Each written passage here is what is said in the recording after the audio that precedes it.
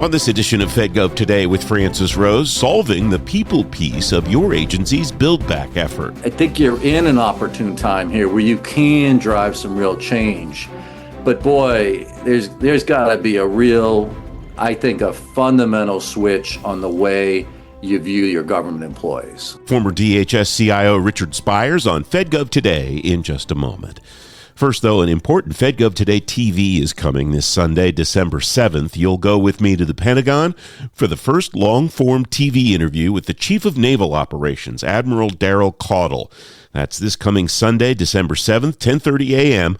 on ABC7 in Washington and on the FedGov Today YouTube channel. Federal Chief Information Officers tell FedGov Today they're in build-back mode after the shutdown and technology changes DOGE made. Those leaders say the planning for that build-back will be both tactical and strategic. Richard Spires is principal at Richard A. Spires Consulting. He's former Chief Information Officer at the Department of Homeland Security and the Internal Revenue Service. He's author of the book Government Can Deliver. Richard, it's great to talk to you again, as always. Thanks for joining me. What's your sense of that build-back phase, where agencies should start, and how much they need to think about where they've come from and what they've been through over the last 8 or so months? Welcome, Richard. Well, but thank you, Francis, for having me. And there was a lot in that question, so let's try to unpack that a little bit, if you don't mind. I'd like to look back just a little bit from the start of this administration, and I have actually, maybe I'll say, a balanced view of this, where, on the positive side, having been in CIO roles a couple different times, I've been actually kind of impressed with the desire to cut the bureaucracy, try to actually, these stovepipes that grow up, right, to try to actually diminish these stovepipes, do things like revise the FAR.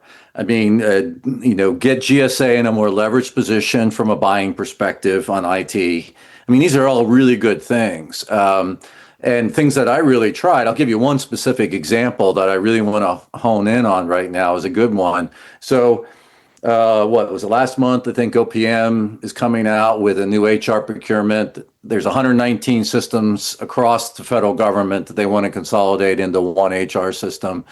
Audacious goal, but not, the right way to think about this stuff, right? We were trying, Jeff Neal and I, when we were at DHS, if you remember, Jeff was the Chico when I was the CIO, we had a partnership and we were trying to drive that same consolidation just within DHS for HR.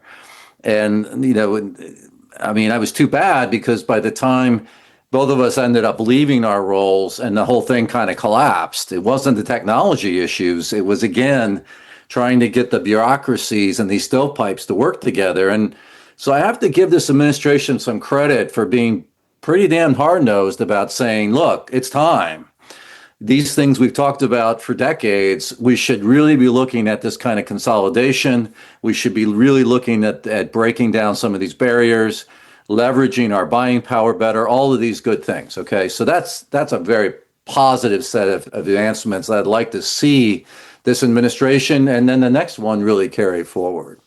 But let's turn to the negative side of this, which is, oh my God, I can't believe that you couldn't do worse from the people side of this equation as far as the employees and how they treated them. And, it's kind of sad because I just saw an article that it looks like 300,000 people have left federal service since the start of this administration. And rather than them feeling like, oh, they treated me well, they gave me a great severance package, they ushered me out in a very positive way, they respected me. No, they're all bitter, right? Or a lot of them are bitter, particularly the technology people, on how they've been treated. And I think they're right to think that they've been mistreated. Having myself come in when this administration started, I was doing some consulting for OPM at the time. I got to see some of this inside.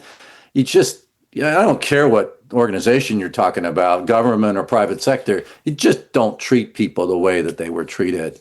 And it's sad because this could have actually been a real positive thing had it been done right, but they turned it into a real negative thing. And now they got a big hole that they've got to dig themselves out of, in my view, from a people perspective, particularly on the technology side. So thinking from either an enterprise perspective across government, an agency perspective, or a unit within an agency, how do you try to build back both the connection to one's employees and the technology that's been unplugged or scrambled as a result of what you just described to get back to the maximum functionality and try to do it with the speed that the new administration wants to drive?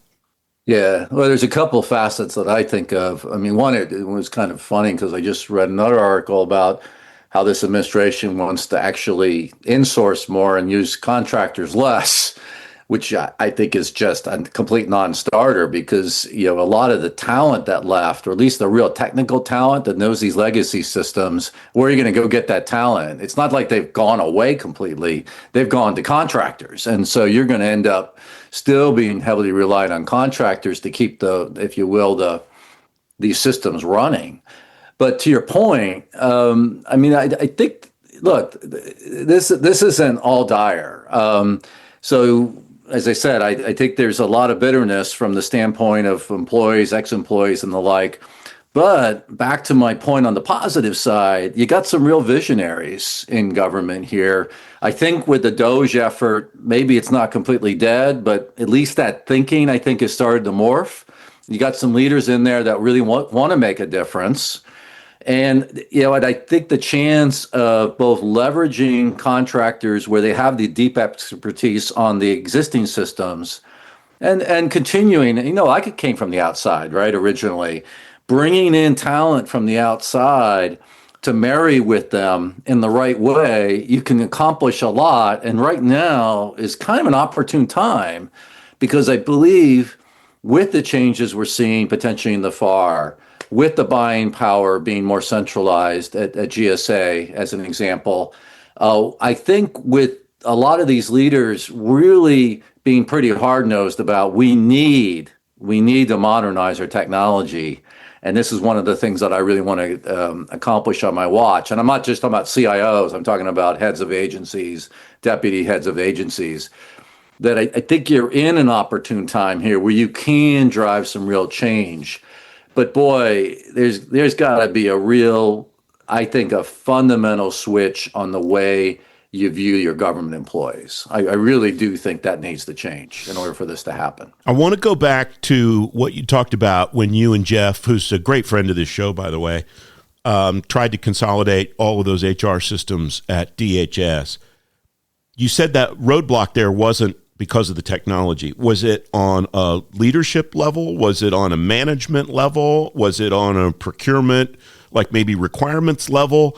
Was it trying to herd all the cats of all the various agencies, or where did that not work out the way that you wanted it to? I think with Jeff and myself at the head of the table, so to speak, we were able to herd those cats pretty effectively. We got the requirements nailed down. We got procurement on the street. Maybe I'll pat Jeff and myself on the back here a little bit. I think when we left, there was now a leadership vacuum, and you know how those things can go. All of a sudden, those that were worried about this, the consolidation, and like 2 years from now, where's my job kind of problem, right? In this particular, whether it be Secret Service or whether it be CBP, whatever.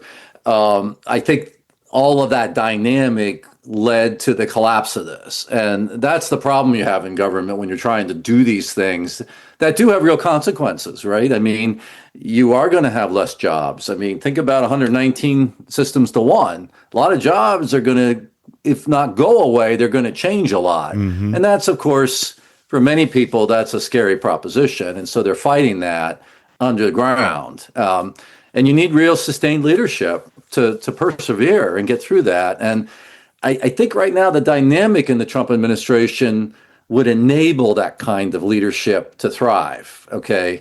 And so I think that's a positive part of it. So if you can marry that with rebuilding that core technical talent and getting them on board to drive this change, I think you got a potential win-win. You mentioned the consolidation of buying at GSA and the FAR overhaul, and I think I have a tendency sometimes to think too narrow-mindedly about the job descriptions of CIOs and don't think about the acquisition implications on technology professionals. What are the potential benefits and risks that you see with that consolidation, with the FAR overhaul, and with all of the buying, as much as possible at least, to go through GSA moving forward? Yeah, that's a great question. And I mean, there's no doubt that the procurement systems we have now and the regulations really do talked a lot about this, written a lot about this, do hold us back from the kind of speed at which we would like to move. That's been the biggest complaint I've had. It just took so much longer than it should have to get things done from a procurement standpoint.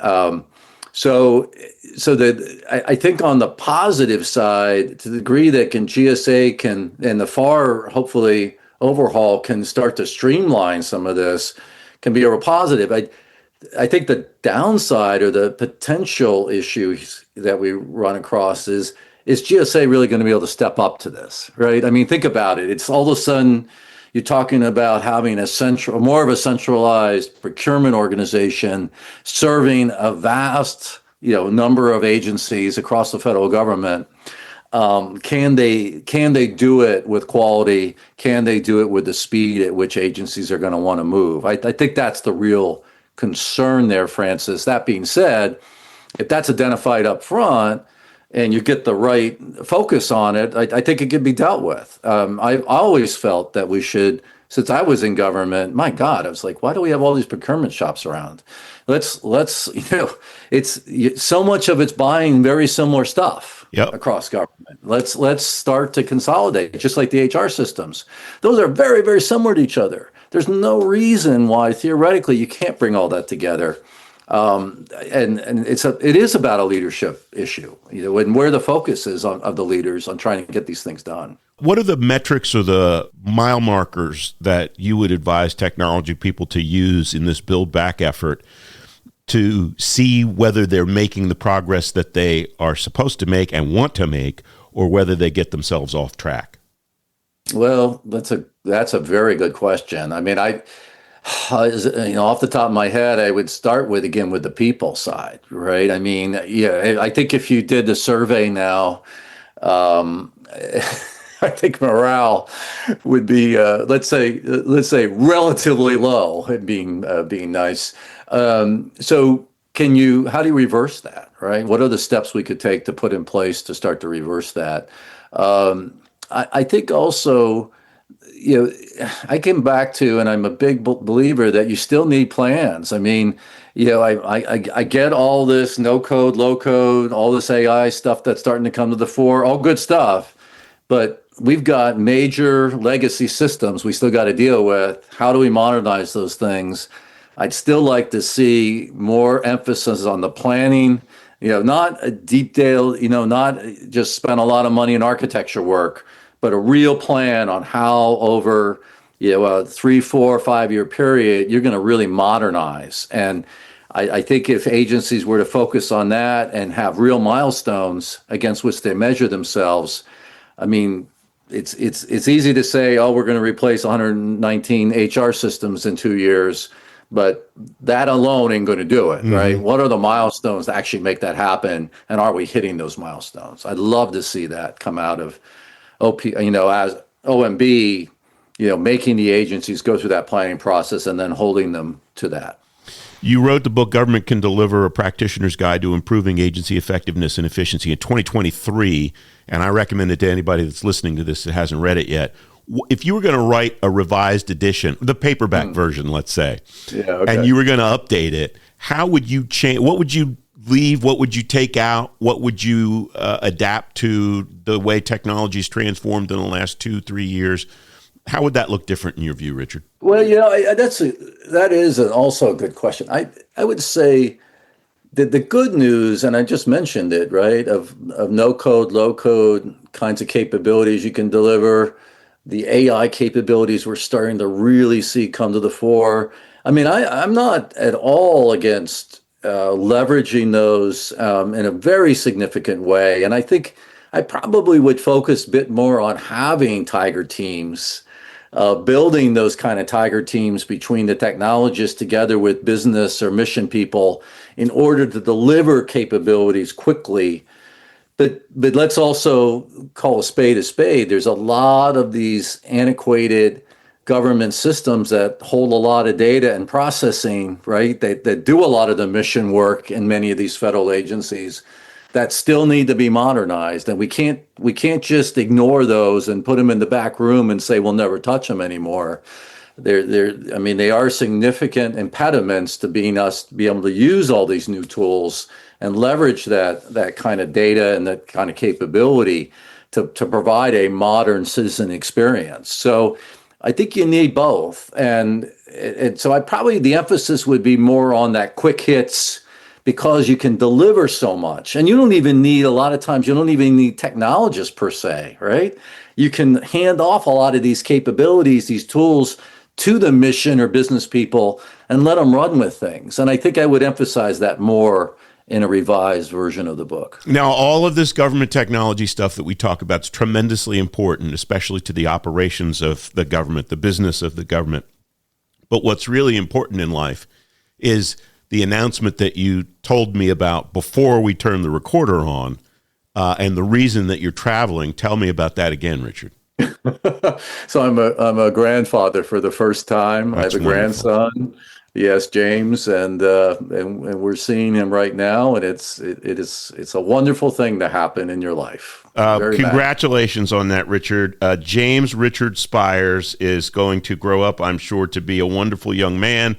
And there's no truth to the rumor that the second choice was Francis Rose Spires, although that would have been a great choice too. Congratulations, my friend. I admire you greatly, Francis. Not that much, though. Congratulations, and thanks for joining me, my friend. Thank you very much, Francis. You can read more on today's show page at fedgovtoday.com. FedGov Today TV is coming to the American Forces Network. Starting this coming week, you'll see FedGov Today TV on military installations, ships at sea, and embassies around the world. You can read more about FedGov Today on AFN on today's show page at fedgovtoday.com. The FedGov Today podcast is back next Tuesday. Former OMB controller Dave Mader's here, looking at the long view of making government work better. You follow the show on Apple Podcasts, Spotify, on the FedGov Today YouTube channel, or on demand at fedgovtoday.com. I'm Francis Rose. I'll talk to you Tuesday. Thanks for listening.